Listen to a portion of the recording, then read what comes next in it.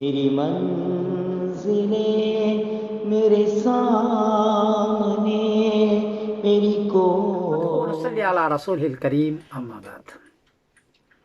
مولانا الطاف حسن ہے مہاراشٹر کے، انڈیا کے۔ انہوں نے پوچھا ہے کہ رمضان میں چاند کی صورتحال کیا ہے؟ جواباً عرض ہے کہ 1 اپریل بروز جمعہ کو انڈیا میں چاند کو چاہیے 2 ڈگری، برما میں چاند کو چاہیے 1 ڈگری، بنگلہ دیش میں چاند کو چاہیے 1 ڈگری، کراچی میں چاند کو چاہیے 2 ڈگری، اور پشاور میں چاند کو چاہیے 1 ڈگری۔ چونکہ 1 ڈگری اور 2 ڈگری ہے، کسی حال میں یہ چاند نظر نہیں آئے گا۔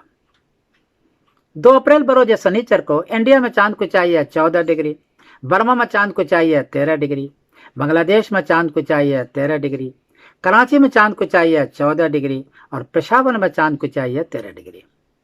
چونکہ 2 اپریل کو 10 ڈگری سے اونچا چاند ہے، چاند 10 ڈگری میں نظر آتا ہے، 9 ڈگری بڑی مشکل سے نظر آتا ہے، یہاں چاند 10 ڈگری سے اونچا ہے، 14 اور 13 ہے، اس لیے 2 اپریل بروز سنیچر کو چاند نظر آئے گا اور واضح نظر آئے گا، اور 3 اپریل بروز اتوار کو رمضان کی پہلی تاریخ ہوگی۔ تو 2 اپریل بروز سنیچر کی جو شام ہے 2 اپریل، اس وقت تراویح پڑھیں گے، اور 3 اپریل بروز اتوار کو روزہ رکھیں گے۔ یہ شکل بنے گی انڈیا، سعودی انڈیا وغیرہ میں۔ اور 28 اپریل بروز جمعرات کی جو شام ہے، 28 اپریل بروز جمعرات کی جو شام ہے، وہ شب قدر کی رات ہوگی۔ حالانکہ شب قدر تو مختلف راتوں میں ہے، لیکن عام جو مشہور ہے اس اعتبار سے 28 اپریل بروز جمعرات کی شام کو شب قدر ہوگی، اور 29 اپریل بروز جمعہ کو 27 رمضان ہوگی۔ یہ آپ یاد رکھ لیں۔ یہ رمضان کا مہینہ ہے، اس میں روزہ فرض کیا گیا ہے۔ اسی رمضان کے مہینے میں قرآن پاک نازل ہوا ہے، شہر رمضان الذی انزل فیہ القرآن، قرآن پاک جیسی چیز نازل ہوا ہے۔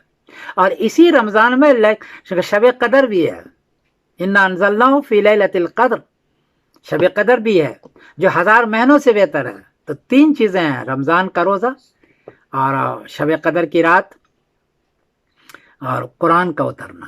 اس لیے اس کی قدر کریں، روزہ بھی رکھیں، تراویح بھی پڑھیں، اور جتنا ہو سکے قرآن پاک کی تلاوت کریں، صدقات خیرات کریں، زکوٰۃ کریں، اور اللہ سے دعائیں مانگیں۔